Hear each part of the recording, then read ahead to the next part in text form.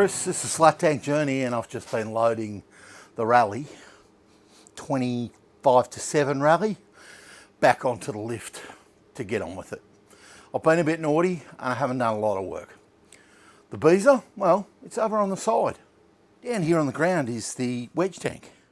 So I took the front wheel and the rear wheel out of the bike, and they're sitting over in the corner and they're ready for tyres. I hope the tyres are in at the shop I bought from locally, and I hope to get them on. This is the first time I've ever used the front stand. I did have to loosen off the bolts and just drop it down, but the bike sits really comfortably on both stands. Kind of cool. Now it's a warm morning in the shed this morning, and I've just got the aircon running and a fan running, so you'll have to live with it because I got to. Now I've been naughty with the Raleigh. The Raleigh's been sitting in the other shed and it's got particularly dusty, and if I'm honest, it sat there because I couldn't quite face the jobs that I had to do. I have to do the clutch, I have to do the magneto, the timing, prime the oil, and I'm always frightened of that. I'm not great at any of that. That and cabling. I don't like cabling either. So I have a tendency to do the jobs I want, and then I put things aside and forget about them and pretend they don't exist. But that's not going to get this thing running.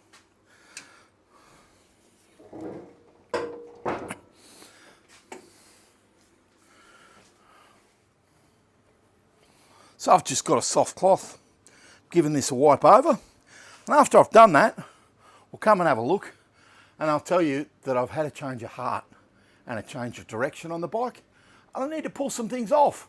That's getting close to doing me for now. I'm not a super cleaner. I like things cleanish, but not super. Haven't got the dedication for that. Rightio, so what's happened? Well, if you follow the channel regularly, you'll see I've got a little velo set. And the velo came as nothing, you know, pile of parts. It wasn't too bad. Wasn't as bad as the wedge tank, but it was not great. So I got to the point where I'd like a set of footboards for it, but I didn't have any.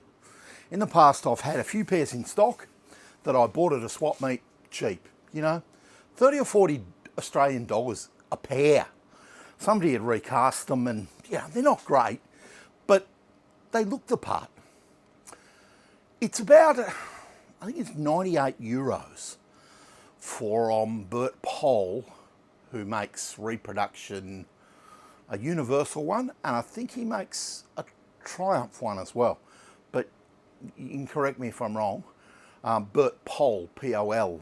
If you search for him online, you'll find him. So, you know, 100 euros is 160 Australian, and I'd pay 40, 50 euros to get them posted, so that's another 100. Yeah, it'd be 250 bucks.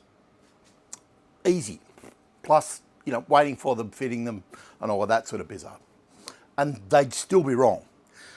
Now, the Raleigh and Reliant Club in the UK, forget the actual term, had reproduction Raleigh footboards. And I knew they had them, but I'd always balked at buying them because they're a bit pricey. Not too expensive for what they are, just more than I wanted to spend. Anyway, a set popped up on Facebook in the club's Facebook group. Last set they had, so I pulled the pin and bought them. Made it happen. They're on the way.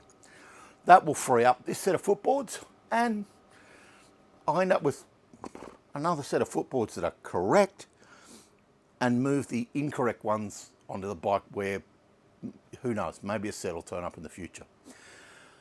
They have turned out expensive, the Raleigh footboards, but we'll get to that when they arrive. It'll give me a little bit of time to recover from the cost. All good. Let's get these footboards off. Grab some spanners, and you can always be sure that it doesn't matter how many you grab, you've got the wrong size. I don't know whether you remember me making these. If you don't remember, then go back and have a look. You'll find the episode. I didn't make the footboards, as I said. Bought them from a swap meet. Pretty sure I paid $30 or $40 a pair. And I think I bought 2 pairs at the time. These ones are a little bit dirty and they just slide off. And there they are. That's the pattern on them. I never know whether they go with the heel piece.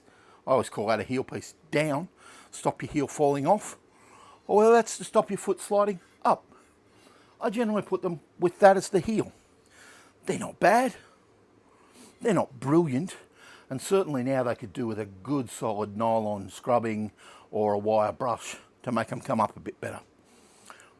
But they've been all right. This, I think, is a 9/16 rod, and they've got sleeves over the top, matched to get them to line up. And then the other side just comes out like that. Here's the other side, and I'll just see if I can undo the nuts. Oh, they're a bit tight. I'll slide the whole thing out. There's another sleeve, and here's the bolts.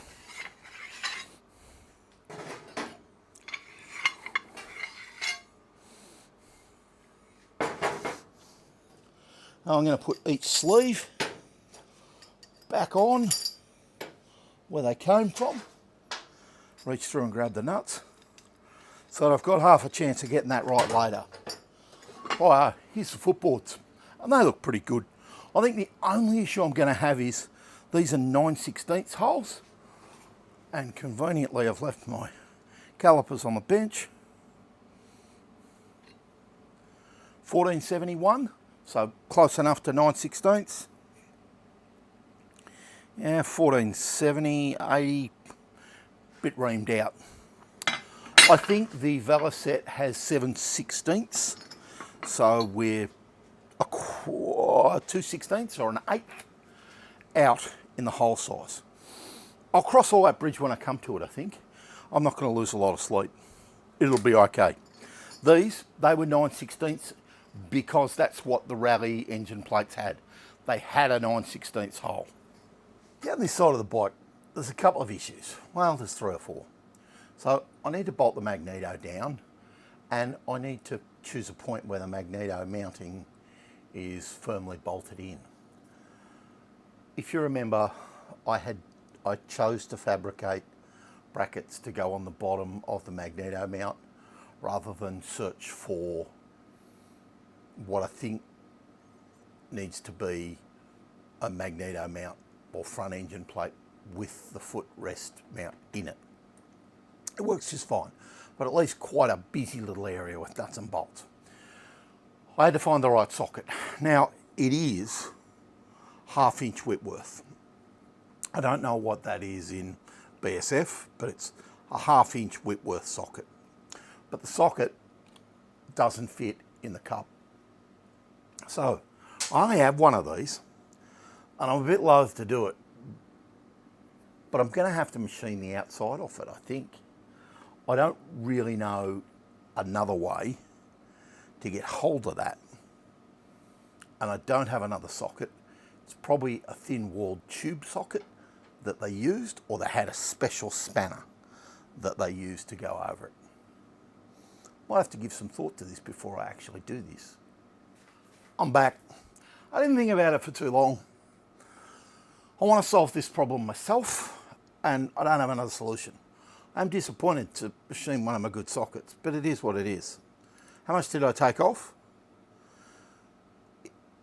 Originally it was 31 3/4 millimeters, or 31.75. Well, let me have another go. Yeah, 31.75. And now it's 30/30. So I took about 1.5 millimeters, or I took 0.75 of a millimeter off each side. Not a lot, but it does fit. And it goes reasonably deep into this cup. And the cup's the issue. But the retaining cup needs to be there. Or I think it does.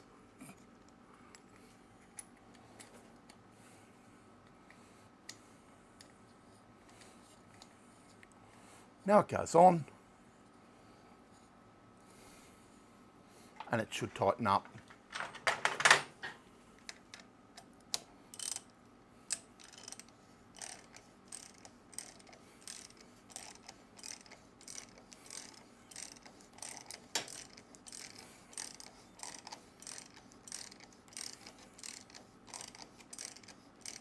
How are we doing? Yep, we're going good.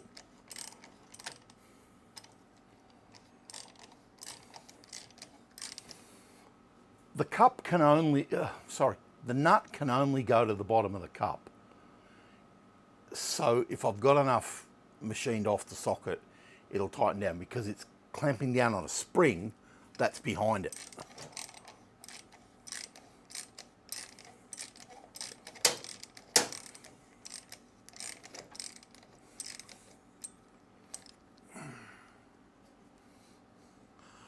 I perhaps could take a little bit more off the depth because as it's going in, it's tightening up good and proper.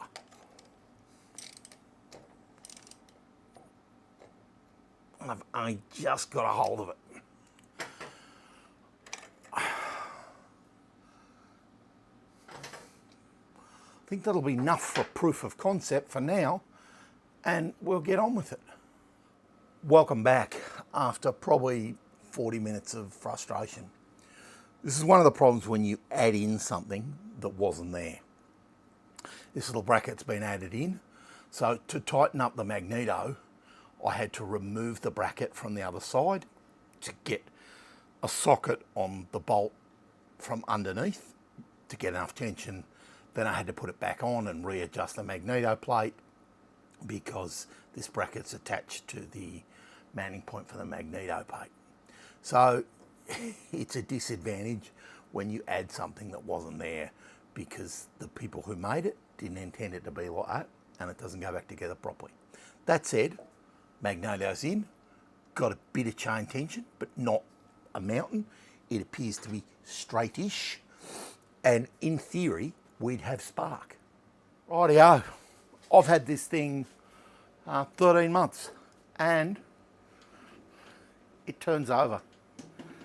And you can see the magneto chain spinning, well, turning. The sprocket on the magneto is not tight, so it'll slip. I wasn't going to tighten that up too much because I've got to take it to someone who knows what they're doing. It's about 3/8 before top dead center. That's in gear. It went into gear. That was promising as well. And I should be able to knock it out of gear. That's between gears. And there's one of my issues. There's another gear just there. I think. All right, you just saw me struggling with the gears. And it's because everything's locked up because the sprocket on the flywheel is winding itself off. And I actually thought it would, and then it gets out of alignment. The sprocket is a traditional right-handed thread. So it threads on and it tightens up. Now for that to remain tight, without some form of locking nut on the back of it, the clutch needs to spin backwards to pull it tighter rather than everything pulls forwards and it simply pulls the sprocket off. I'm short a locking nut. Rightio. Issue solved with the sprocket. Now I think I have the correct sprocket. That's not an issue. When you look really closely, you won't see it, at the flywheel, there's actually 2 threads. There's about 8 threads on the outside and about 6 threads on the inside. The inside threads are ever so slightly bigger than the outside. When you look at it, the sprocket just sits over the outside threads. And then it starts to do up. Cool. Turns out there's a large dome-styled nut that's left-handed thread that screws over the top and holds the sprocket in place. Now, that appears to be an unusual thing and really, really hard to find. So I ordered one from the Raleigh, an early Reliant club in the UK, and Simon Dillon is putting it in the post for me. I actually looked at 3 engines here on Facebook Marketplace that were, mid-20s Raleighs. Guy wanted a lot for them, wasn't prepared to pay. All of them missing the dome nut. I might have pulled the trigger and bought a whole engine if I could have. New day in the shed, and I've got Raleigh footboards. They look super. Thanks, Simon. Really appreciate you sending them out to me. Weren't cheap, but they were good value. An original part or an original repro part to go on the Raleigh. Now, I've done a lot of work in the last week getting these things to fit. Not simple. And I was a bit scared because I paid good money for them. To recap, here's a set that was on it. And, they're nice footboards. For me, they looked okay. They weren't original. They're not going to be original on the Velo either. But these will look original. So, let's have a close look at them. And then, let's get them on the bike because they're ready to go on. Eye view. Now you can see they've got a little crisscross pattern in them. And they've got the word Raleigh or the name Raleigh in the top of them. They've got a mounting bar across the top. Now, I had to drill the holes. They don't come drilled. And hopefully you'll understand why I've done what I've done. Now, I've drilled the holes to the best of my ability. Are they perfectly straight? Are they perfectly sized? No, they're not. But they're pretty close and it does fit. I've left this one on the bar because I made new bars. I'm using the original spacers. Now, I chose to put a dome nut at the top because it's a very obvious fit. Underneath, there's a nylock 1/2-inch nut. Now, why just a normal 1/2-inch nut? It's Whitworth. Because of the nylock, I wanted it to be securely attached. I don't want it to vibrate loose. And weirdly, there's actually not a lot of room under there for a large washer or a spring washer or a big nut. This one's drilled slightly off center and maybe closer to the center on the other side. They're really difficult to mount in the mill to get them, because they're tapered, to get them flat and vertical and parallel was a challenge. I didn't quite meet the challenge, but I was really close. Now, the bars themselves. So I chose to go with 10 mil for the top and for the dome nut. Why? It was the biggest dome nut I could buy in the town I live in. And as it turned out, I feel as though I made the right choice. Now, if I could have got a 3/8 cycle nut, I would have, but I couldn't, and I wanted to move on with the job. So I turned a step in the bar, all down to 10 mil, cut a thread on the end.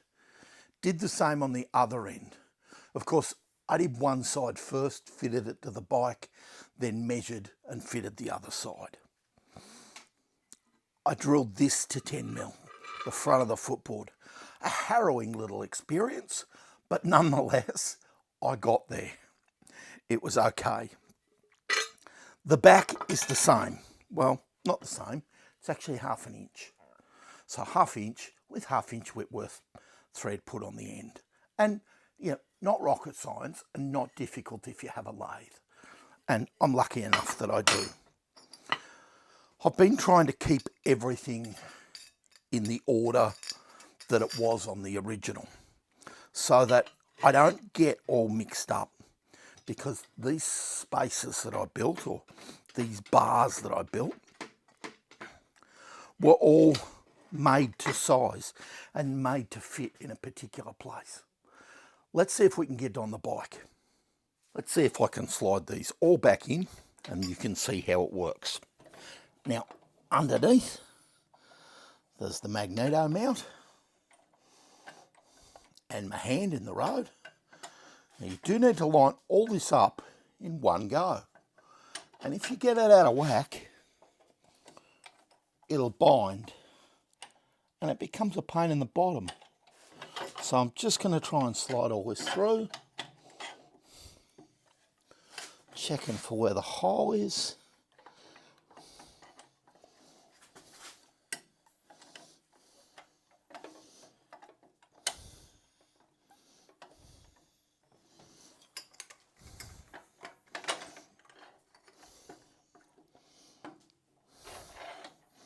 If you get it right, it'll slide in perfectly. But if you get it wrong, it all binds up. So there you go. There's one side installed. I've left the nut on. I've done all that. Just going to give that a tap in. Let's do the other side and button this up. You're looking from the back now. Here's the front spacer. Now, here's the only piece on this little magneto mount. I actually had to undo the front bolt and slide the whole thing forward. Whether or not I had the holes perfectly in the right place, it just wouldn't all line up with the holes in the little addition I made where they were. I'm going to have to take it off. I'm going to have to enlarge the holes or drill them in a new place. But for now, and because it's Saturday and this video needs to go out today, I need to get on with it. There's the spacer. There's the other spacer. And here's the footboard. Now it should just slide over. The holes do line up. Keeping in mind that I'm standing over the top of them.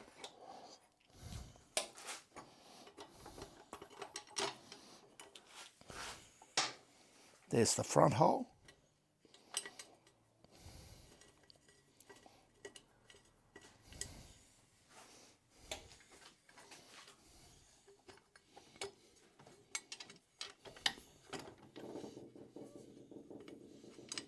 And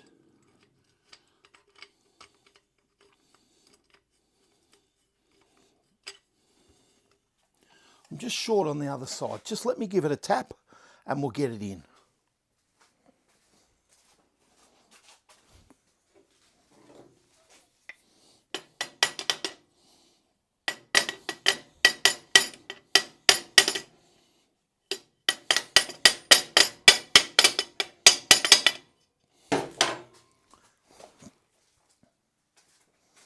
There we go.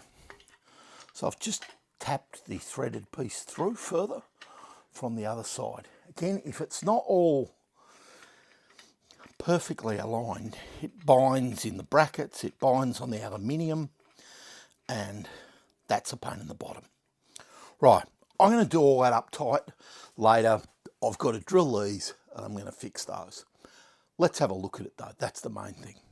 Footboard, chrome sleeves, dome nut. You know I love it, but I think it's the right size. I think a 1/2 inch dome nut wouldn't have fitted unless I moved the hole further forward. I'm happy with the boards. They've come out pretty well. I think they need a little finessing, and I have given them a flat disc on the side to take some of the marks out, but they look pretty good. They certainly look more authentic than the others. I'm happy with them. Other side, now this one needs a little tighten up just to pull the sleeve a bit tighter, but all in all, that's how it looks. They sit probably a little flatter than I would have liked. I imagine on genuine engine plates from the front, maybe they sit a little higher, but I have got the bike up on the stand, so it's probably okay for me. There you go. That's been my journey for the week, and it probably has been a week. I've probably had 3 or 4 goes at the bike in the week, working on fettling some small parts, trying to get it to change gears, and then attempting to change over the footboards. I'm really pleased I worked out what was wrong with the sprocket. I did know, I think, in my mind that something wasn't right, and that it was always going to rip the sprocket off the bike. Just had to have. So Simon and the Raleigh and Early Reliant Club are hooking me up with a new reproduction part to screw straight on, and I'm looking forward to that arriving. The footboards, well, I think they're a triumph for a Raleigh, if you like. They look great. They're an authentic part put back on a bike. I paid for them heavily, or I got them at the right price. I'm not really sure. I got them at what they cost, so I can't really complain. I do love them. I do think they look good, and I do think they were worth it. I've now freed up a set of footboards to go onto the Velocet. Yes, they will be not authentic, but at least I have authentic on one bike, and I'm pushing forward. That's the main thing. Hit the like button, hit the subscribe button, or even better, send me a comment. Cheers. Have a good one.